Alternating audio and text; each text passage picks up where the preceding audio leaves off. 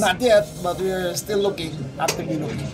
Hindi pa tuluyang nalalansag ang iligal na Philippine Offshore Gaming Operators o POGO sa bansa kahit na natapos na ang palugit na ibinigay ni Pangulong Ferdinand Marcos Jr.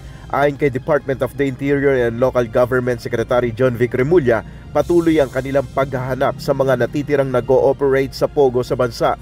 Ayon naman kay Presidential Anti-Organized Crime Commission Executive Director Gilbert Cruz, mahigpit ang bilin sa kanila ni Pangulong Marcos Jr. ukol sa pagsulpot ng small-scale POGO sa bansa.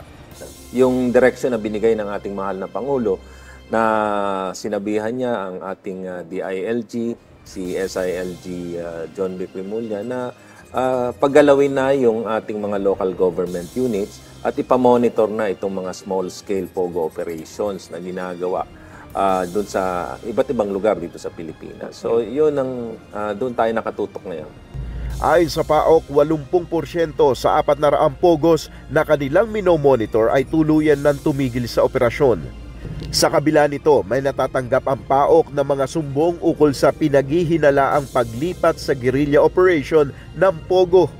Sa ginawa naming monitoring, may mga nagre-report na sa amin na gustong magrenta ng isang resort, gustong magrenta dun sa mga loob ng subdivisions o yung mga gated communities natin o minsan dun sa mga apartments.